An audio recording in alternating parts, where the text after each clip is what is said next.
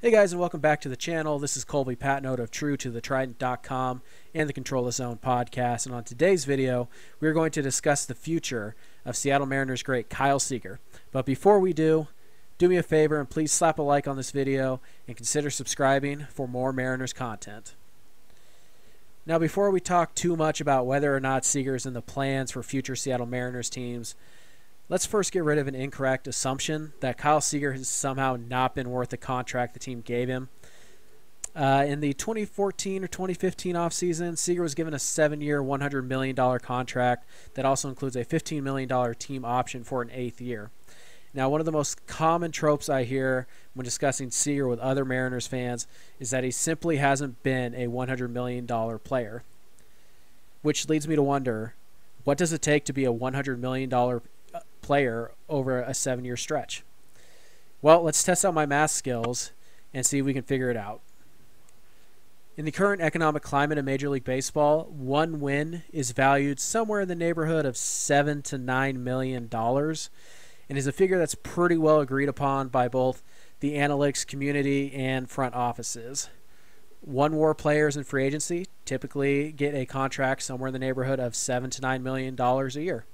It's been pretty well proven at this point, and that's the way Major League Baseball teams have operated over the last 2 or 3 years. So whether it's 7, whether it's 9, it's not going to change the math too much, but let's split the difference here and say that one win is worth $8 million in the current economic climate. So the math's pretty simple here. We take $100 million that Seager will be owed. We divide that by $8 million per win, and Kyle Seager would need to be at 12.5 WAR over the course of the 7-year contract to be worth $100 million. Now, I got to give credit to the, get rid of Kyle Seager crowd here, because they probably assume that Seager hasn't produced anywhere near the 12.5 WAR necessary for Seattle, and they're kind of right. The fact of the matter is that Kyle Seager's already produced 18.6 B WAR in the 5 years since the contract started, which is nearly 50% above the mark that he needed to hit to be worth the entire contract over the course of 7 years. $100 million, simply not that much money over the course of 7 years, at least not for a Major League Baseball team. So if you're curious, though, Seager's 18.6 WAR that he has produced since signing this contract would be worth roughly $149 million on the open market. So Seattle's already come out about $50 million ahead on the Kyle Seager contract, and Seager still has 2 more years to add to that number. But now that I've dispelled the idea that Kyle Seager has somehow been overpaid by the Mariners, let's go ahead and let's talk about what the future holds for Kyle Seager.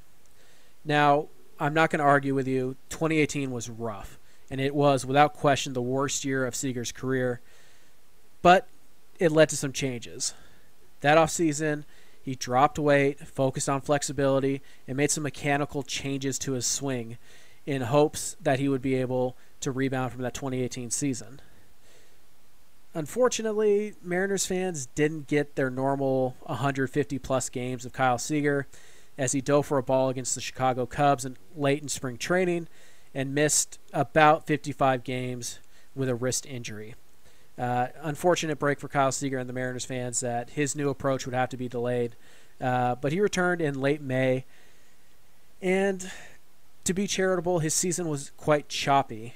He started off really slow, as you might expect from somebody who didn't really play baseball for 3 months. But things really started to turn around in June, and in July and August, he was one of the best hitters in the American League. September wasn't his best month. Certainly wasn't as good as July or August.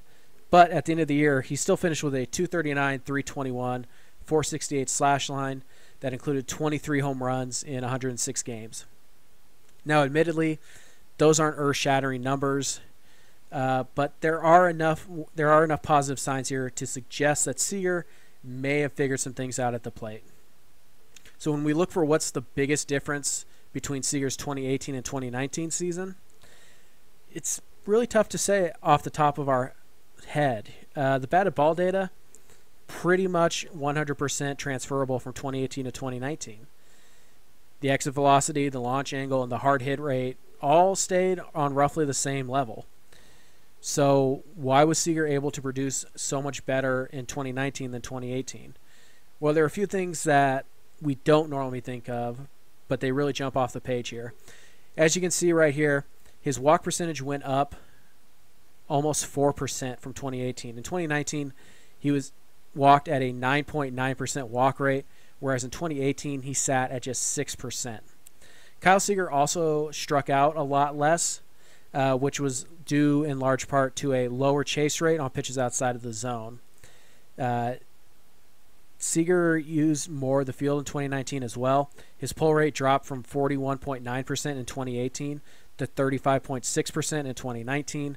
We saw a lot more base hits going to left field and left center field from Kyle Seager in 2019 than we did in 2018. And since Seager is so heavily shifted on, it makes sense that his numbers would go up slightly if he learned to use more of the field, which he did in 2019. So what we see here is Seager's new mechanics appear to allow him to cover the outside half of the plate a little bit better. He can hit the ball with more authority to left field. He's tracking the ball better. He's seeing it better, which means he's chasing fewer pitches and taking more walks, which allows him to get into these hitters counts, the 2-0, 3-1 counts, so he can really hunt the fastball. And speaking of fastballs, as you can see right here, Kyle Seager absolutely did a 180 on the damage he did to fastballs in 2019. This is a pretty significant difference right here, and to be a great major league hitter or even a good major league hitter, you have to be able to hit the fastball and do damage when you get it. And that's what Kyle Seager did in 2019 that he didn't do in 2018. But this is all nice and all good, but the Mariners are in the middle of a rebuild, and Kyle Seager is 32 years old. So how exactly does he fit into the plans? Well, the short answer is that Seager's almost certainly going to be with the team through at least the first half of next season, the 2021 season. And honestly, the odds are probably more likely that he completes 2021 than he gets traded. And the odds may even be higher that Seager actually plays on that 2022 $15 million a year option. Because let's think about this. Who do the Mariners have in their organization right now that deserves to play third base ahead of Kyle Seager? It's not Patrick Wisdom. It's not Austin Nola. It's not Tim Lopes. It's not Dylan Moore. Those guys, they're not as good as Kyle Seager. They never are going to be as good as Kyle Seager. And when you start looking at the prospect depth, you're looking at guys like Joe Rizzo, who's never played above high A ball. You're looking at a guy like Noelvi Marte, who's never played in the States.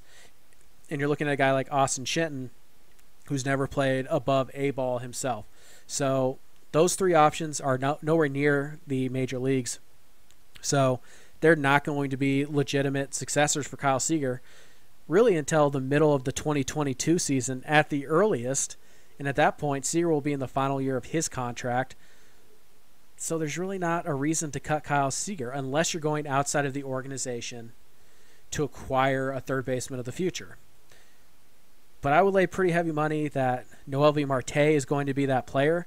And if that's the case, he should be major league ready about the time that Kyle Seager is ready to exit the Seattle Mariners. So if you're a fan who really wants the Mariners to trade Kyle Seager, it's really not that likely to happen, at least not right now. He still has enough upside in his bat, and obviously the glove is still excellent. This is still a 3 to 4 win player, and you don't just give those guys away because you feel like it. Now, Seager may not be worth the $18 million that he's due next year, but he's going to be pretty close at least. He'll be pretty close. And again, he's not blocking any major prospect for the Mariners. So to just give up on him without getting anything remotely valuable in return, just pretty stupid if we're being perfectly honest with you. So how does Kyle Seager's future with the Mariners go? I think he's here until at least July of next season, probably the entire season, and I wouldn't be shocked if his option gets picked up.